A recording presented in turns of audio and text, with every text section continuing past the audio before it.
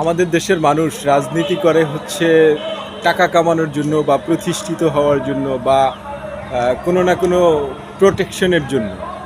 আর পড়াশোনা করে হচ্ছে চাকরি পাওয়ার জন্য। সো টাকা কামানোর জন্য যখন রাজনীতি করে, টাকা কামানো মানে কি, সেটা একটা প্রফেশন, সে একটা পেশায় আছে, সে সেই পেশায় থাইকা সে টাকা ইনকাম করতেছে, ভালো সেটা। বাট যখন আমার পেশা সেটা হবে না, তখন আমি তো সেখানে ইন্টারেস্ট দেখাবো না, কারণ আমার তো অন্য পেশা আছে। আমি তো আপনি ধরেন আপনি ধরেন আপনি ডাক্তার, আপনি ডাক্তারি পেশায় আছেন। সো আপনার আরেকজনের ইনকামে আপনি কি কোনো দিন ইঞ্জিনিয়ারের যে প্রফেশন, সেখানে আপনি কোনো দিন ইন্টারফেয়ার করেন? করেন না। আপনি যে কোনো পেশার কথা যদি আমি বলি, আপনি অন্য কারোর পেশায় কখনো ইন্টারফেয়ার করেন না। সো এই রাজনীতিও আমাদের দেশে এক ধরনের পেশা। তো এই পেশায় আমার মতে হচ্ছে সাধারণ মানুষ যারা আছে, যারা কর্মমুখী মানুষ আছে, তারা তাদের মূল্যবান কাজের সময় ছেড়ে এই পেশায় যাওয়ার কোনো মানে আমি দেখি না।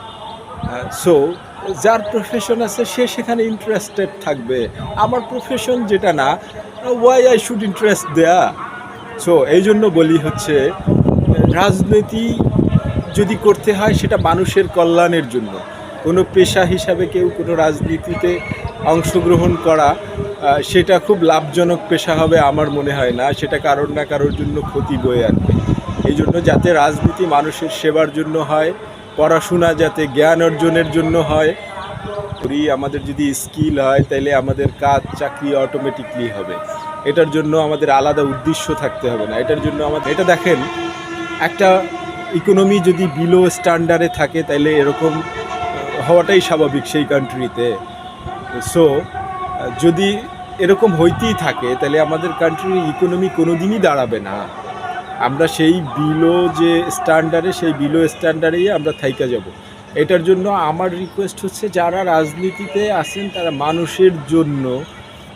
মানুষের জন্য কাজ করার ট্রাই করেন। মানুষের আইডেন্টিটি দেখেন না যে সে কোন ধর্মের, কোন বর্ণের, কোন দলের, এটা না।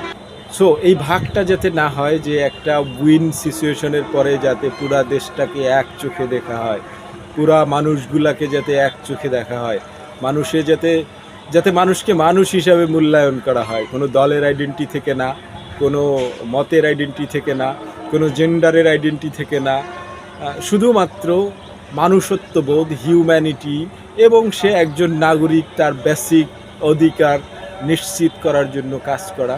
এটা হচ্ছে রাজনীতির আদর্শ উদ্দেশ্য হতে পারে।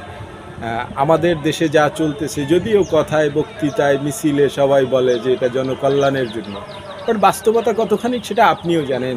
আপনি যে শুনতেছেন, দেখতেছেন, আপনিও জানেন যে আমি বলতেছি আমার কথা কতখানি কারেক্ট অথবা কতখানি ইনকারেক্ট, এটা আপনি নিজেও বিচার করতে পারেন। কারণ এই দেখেন, এই দেশের রাজনীতিতে কেউ না কেউ টার্গেট। আজকে তো তুলসীর মালা গলায় ধুতি পরা, কালকে তো মাথায় টুপি পাঞ্জাবি পরা, পরশু দিন তো চাইনিজের মতো দেখতে সে, পরের দিন তো যে বোরকা পরে না সে, পরের দিন তো যে বোরকা পরে সে। সো কেউ না কেউ টার্গেট আছে এই রাজনীতিতে।